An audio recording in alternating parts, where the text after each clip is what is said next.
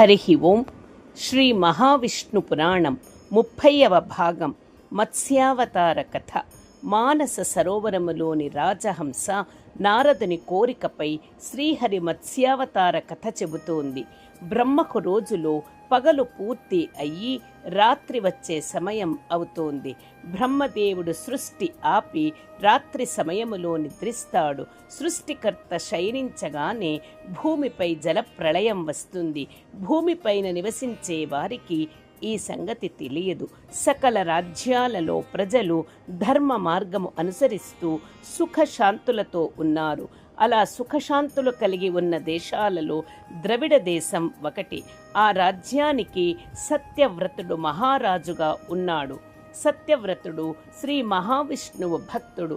తన రాజ్యములో అనేక వైష్ణవాలయాలు నిర్మించి నారాయణుని విగ్రహం ప్రతిష్ఠించి నిత్య పూజలు ఘనంగా చేయడానికి తగిన ఏర్పాట్లు చేశాడు. తన రాజభవనానికి ఎదురుగా వైష్ణవాలయము నిర్మించి ప్రతిష్ఠించిన శ్రీ మహావిష్ణువు విగ్రహానికి స్వయముగా నిత్యాభిషేక అర్చనలు చేసేవాడు. ప్రతిరోజు ప్రాతకాలములో లేచి నగర సమీపాన గల కృతమాలిక అనే నదిలో స్నాన సంధ్యలు పూర్తి చేసి నారాయణునికి జల తర్పణం ఇచ్చేవాడు.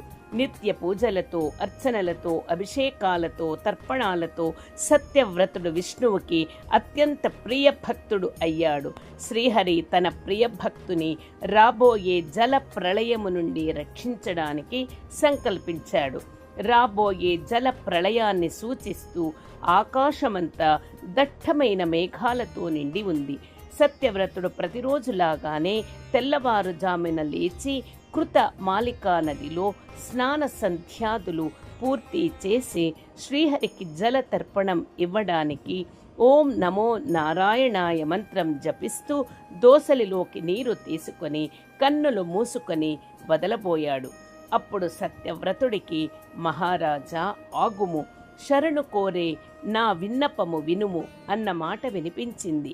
కన్నులు తెరిచి చుట్టూ చూశాడు. ఎవరూ కనపడలేదు. దోసిలిలోని నీటిలో కలకలం ఏర్పడింది. దోసిలి వంక చూస్తే నీటిలో ఒక చిన్న చేపపిల్ల కనిపించింది. ఉలిక్కిపడి ఆ చేపను దోసిలి నీటితో సహా నదిలోకి వదిలిపోయాడు. ఆ చిన్న చేపపిల్ల మానవ భాషలో, రాజా, నదిలోకి నన్ను వదలవద్దు, నేను చెప్పే మాట వినుము అని అరిచింది. సత్యవ్రతుడు ఆశ్చర్యముతో దోసిలి నీటిలో ఉన్న చేపపిల్ల వంక చూశాడు. సత్యవ్రత మహారాజా, నన్ను రక్షించి కాపాడుము. ఈ నదిలోని పెద్ద చేపలు నాలాంటి చిన్న చేపలను పట్టుకొని తినేస్తాయి. ఆ పెద్ద చేపల నుంచి తప్పించుకొని జీవించిన జాలరులు తమ వలలు విసిరి పట్టుకొని ప్రాణము తీసి తినడానికి అమ్మేస్తారు. నా ప్రాణాలు కాపాడుకోవడానికి నీ దోసలిలోకి వచ్చాను. నీవు శ్రీమన్నారాయణుడి మహాభక్తుడివి. నిత్యం తర్పణాలు, పూజలు చేస్తావు. నారాయణుడు సకల జీవులపై సమాన కరుణ చూపించి కాపాడుతాడు. ధర్మమూర్తివైన నీవు దేవాధిదేవుడు శ్రీహరిలాగా చిన్న చేపపిల్లవైన నన్ను రక్షింపుము. నీ శరణు కోరుతూ వచ్చాను అని దీనముగా అడిగింది. సత్యవ్రతుడు చేపపిల్ల మాటలకు జాలిపడి దానిని తన కమండలములోని నీటిలోకి విడిచాడు. తర్పణాలు పూర్తి చేసుకొని కమండలముతో రాజభవనానికి వెళ్ళాడు. రాత్రి గడిచేసరికి ఆ చేపపిల్ల కమండలం పట్టనంత ఎదిగింది. సత్యవ్రతుడు పొద్దున చూసి ఆశ్చర్యపోయాడు. రాజుని చూసిన చేపపిల్ల తనను కమండలము నుంచి పెద్ద పాత్రకు మార్చమని కోరింది. చేపపిల్ల కోరిక మన్నించి సత్యవ్రతుడు ఆ చేపను అంతఃపురములో గల పెద్ద నీటి బానలో జారవిడిచాడు. 3 ఘడియలు సమయము అయ్యేసరికి ఆ చేప నీటి బానలో ఇమడలేనంతగా పెరిగింది. మరింత ఆశ్చర్యము పొందిన సత్యవ్రతుడు చేపను తీసుకొని చిన్న సరస్సులో వదిలాడు. మరో ఘడియ గడిచేసరికి చేప మడుగంత పెరగటముతో నదిలోనికి తీసుకొని వెళ్ళి వదిలాడు. మరికొంత సమయము గడిచేసరికి నది విస్తీర్ణము దాటి చేప ఎదిగింది. విస్తుబోయిన సత్యవ్రతుడు జాలిపడి ఆ మహామత్స్యాన్ని తీసుకెళ్లి సముద్రములో వదిలివేశాడు. అప్పుడు ఆ మహామత్స్యం సత్యవ్రతిని చూసి, రాజా, నన్ను ఇంతవరకు కాపాడి ఇప్పుడు మహాసముద్రములో వదిలివేశావు. ఇక్కడ ఉండే మొసళ్ళు, తిమింగలాలు నన్ను వెంటాడి వేటాడి చంపి తినేస్తాయి.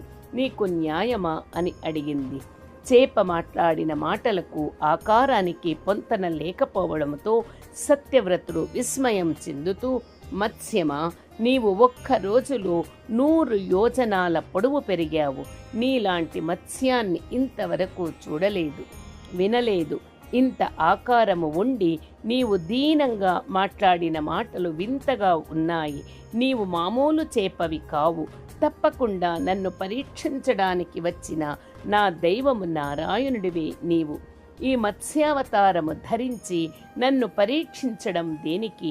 కారణం ఏమిటి? నన్ను అనుగ్రహించి బోధపరచుము అని ప్రార్థించాడు.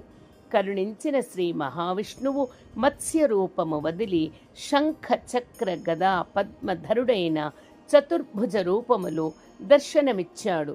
సత్యవ్రతుడు దివ్య నారాయణమూర్తి దర్శనముతో తన్మయుడై శ్రీహరిని అనేక విధాలుగా స్తుతించాడు. ప్రసన్నుడైన నారాయణుడు చిరునవ్వుతో, సత్యవ్రత, నేటికి 7వ రోజున బ్రహ్మదేవుని పగటి కాలం అంతమై రాత్రి ప్రారంభమవుతుంది. జల ప్రళయం సంభవించి భూమండలం జలరాశిలో మునిగిపోతుంది. భూమిపై గల సమస్త ప్రాణులు అంతరించిపోతాయి. ఒక నావ మాత్రము జలధిలో తేలుతూ వస్తుంది. ఆ నావలో సప్త ఋషులు, పునఃసృష్టికి కావలసిన జీవ జంతువులు, ధాతువులతో ఉంటారు. మహర్షుల తేజస్సు నీకు అంధకారములో కాంతి పుంజము వలె కనిపిస్తుంది. పునఃసృష్టి కావలసిన అన్ని రకాల ధాన్య, ఫల, ఆహార పదార్థాలు, విత్తనాలు సేకరించి నీవు ఆ నావలోకి చేర్చుము. నీవు నావ ఎక్కి కూర్చున్న తరువాత నేను ఈ మత్స్య రూపములో వచ్చి నావను నాతో తీసుకువెళతాను. నా మత్స్యావతారం నీకు చూపించడము వెనుకగల ఉద్దేశం ఇదే. నీవు సిద్ధంగా ఉండుము అని అదృశ్యమయ్యాడు. హరి ఓం తత్సత్. శ్రీకృష్ణార్పణమస్తు.